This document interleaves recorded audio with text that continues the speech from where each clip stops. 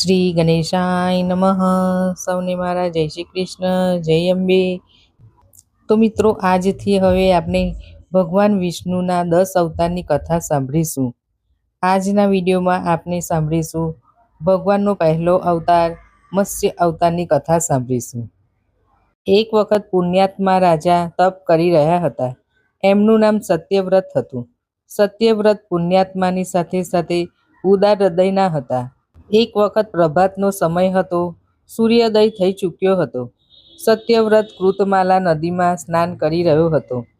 એમને સ્નાન કરીને તત્પશ્ચાત જ્યારે તર્પણ માટે અંજલિમાં જળ લીધું તો જ અંજલિમાં જળની સાથે સાથે એક માછલી પણ આવી ગઈ.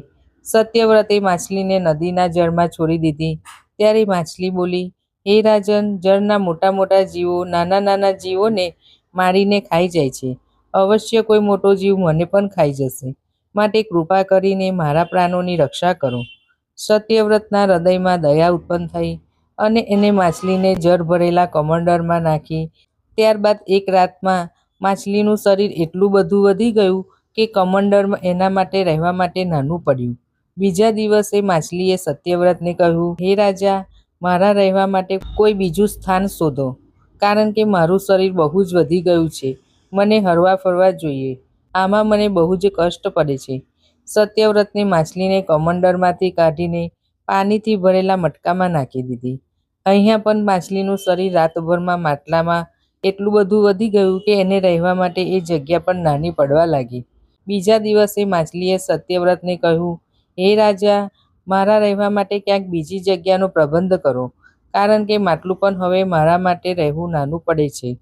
ત્યારે સત્યવ્રતે એ માછલીને પકડીને બહાર કાઢી અને એને એક સરોવરમાં નાખી દીધી. એ સરોવર પણ માછલીને નાનું પડવા લાગ્યું. એના પછી સત્યવ્રતે માછલીને નદીમાં અને ત્યારબાદ સમુદ્રમાં નાખી. આશ્ચર્યની વાત તો એ છે કે સમુદ્રમાં પણ માછલીનું શરીર એટલું બધું વધી ગયું કે સમુદ્ર પણ માછલીને રહેવા માટે નાનો પડવા લાગ્યો. ત્યારબાદ માછલીએ ફરીથી સત્યવ્રતને કહ્યું, હે રાજન, આ સમુદ્ર પણ મારા રહેવા માટે નાનો પડે છે. મારા રહેવાની વ્યવસ્થા ક્યાંક બીજે કરો તો સારું. હવે સત્યવ્રત વિચારમાં પડી ગયો. સત્યવ્રતે વિચાર્યું, આવી માછલી ક્યાંય જોઈ નથી. એ વિસ્મય ભરેલા સ્વરે બોલ્યો, મારી બુદ્ધિને સાગરમાં ડૂબાડી દેવાવાળા આપ કોણ છો? આપનું શરીર જે ગતિએ પ્રતિદિન વધતું જાય છે એને દ્રષ્ટિમાં રાખીને કોઈ સંદેહ વિના કહી શકાય કે આપ અવશ્ય પરમાત્મા છો. જો આ વાત સત્ય છે તો કૃપા કરીને એ બતાવો કે આપે મત્સ્યનું અવતાર કેમ ધારણ કર્યું છે. મત્સ્ય રૂપધારી શ્રી હરિએ ઉત્તર આપ્યો કે, હે રાજન, હયગ્રીવ નામક દૈત્યએ વેદો ચોર્યા છે. જગતમાં ચારે દિશામાં અજ્ઞાન અને અંધકાર ફેલાયેલો છે. મેં હયગ્રીવને મારવા માટે મત્સ્યનું રૂપ ધારણ કર્યું છે. આજથી 7 દિવસે પૃથ્વી પ્રલયના ચક્રમાં ફરી જશે. સમુદ્ર ઉભરાઈ જશે. ભયાનક વૃષ્ટિ થશે. આખી પૃથ્વી પાણીમાં ડૂબી જશે. જળ સિવાય કશું જ દ્રષ્ટિગોચર થાય નહીં. તમારી પાસે એક નાવ પહોંચશે. તમે બધા અનાજો અને ઔષધિઓ સાથે લઈને સપ્ત ઋષિઓ સાથે એ નાવમાં બેસી જજો. હું એ સમયે તમને પુનઃ દેખાઈ પડીશ અને આપને આત્મતત્વનું જ્ઞાન પ્રદાન કરીશ. સત્યવ્રત એ જ દિવસથી શ્રી હરિનું સ્મરણ કરતા કરતા પ્રલયની પ્રતીક્ષા કરવા માંડ્યા. 7મા દિવસે પ્રલયનું દ્રશ્ય ઉપસ્થિત થયું ત્યારે સમુદ્ર પણ પોતાની સપાટીની બહાર ઉભરાઈ આવ્યો. ભયાનક વૃષ્ટિ થવા માંડી. થોડીક જ વારમાં આખી પૃથ્વી પર પાણી પાણી થઈ ગયું. સંપૂર્ણ પૃથ્વી જલધિજલ બની ગઈ. એ જ સમયે એક નાવ દેખાઈ પડી. સત્યવ્રત 7 ઋષિઓ સાથે એ નાવમાં બેસી ગયા. એમને એ નાવમાં ઋષિઓની સાથે અનાજો અને ઔષધિઓના બીજ પણ લઈ લીધા. નાવ પ્રલયના સાગરમાં તરવા માંડી. પ્રલયના એ સાગરમાં એ નાવ સિવાય બીજું ક્યાંય કશું જોવા મળતું ન હતું. મત્સ્યરૂપી ભગવાન પ્રલયના સાગરમાં દેખાઈ પડ્યા. સત્યવ્રત અને સપ્ત ઋષિગણ મત્સ્યરૂપી ભગવાનની પ્રાર્થના કરવા લાગ્યા.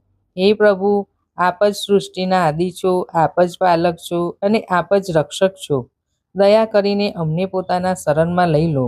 અમારી રક્ષા કરો. સત્યવ્રત અને સપ્ત ઋષિઓની પ્રાર્થના પર મત્સ્યરૂપી ભગવાન પ્રસન્ન થઈ ઉઠ્યા. એમને પોતાના વચન અનુસાર સત્યવ્રતને આત્મજ્ઞાન પ્રદાન કર્યું. દરેક પ્રાણીઓમાં હું જ નિવાસ કરું છું. ન કોઈ ઊંચે છે કે ન કોઈ નીચે, બધા જ પ્રાણીઓ એક સમાન છે. જગત નશ્વર છે ને નશ્વર જગતમાં મારા અતિરિક્ત કશું જ ક્યાંય નથી. જે પ્રાણી મને બધા જીવોમાં જોઈને જીવન વ્યતીત કરે છે, એ અંતમાં મને જ આવીને મરે છે. મત્સ્યરૂપી ભગવાનથી આત્મજ્ઞાન પામીને સત્યવ્રતનું જીવન ધન્ય થઈ ગયું. એ જીવતે જીવત જીવન મુક્ત થઈ ગયો. પ્રલયનો પ્રકોપ શાંત થઈ ગયો. પછી મત્સ્યરૂપી ભગવાને હયગ્રીવ નામના રાક્ષસને મારીને એની પાસેથી વેદો છીનવી લીધા. ભગવાન વિષ્ણુએ બ્રહ્માજીને પુનઃ વેદો આપી દીધા. આ રીતે ભગવાને મત્સ્ય રૂપ ધારણ કરીને વેદોનો ઉદ્ધાર કર્યો, પણ સાથે સાથે સંસારના પ્રાણીઓનું પણ કલ્યાણ કર્યું. ભગવાન આવી જ રીતે સમય સમય પર અવતાર લેતા હોય છે અને સજ્જનો અને સાધુઓનું કલ્યાણ કરતા હોય છે. આવા મત્સ્ય અવતારધારી ભગવાન વિષ્ણુને કોટી કોટી વંદન.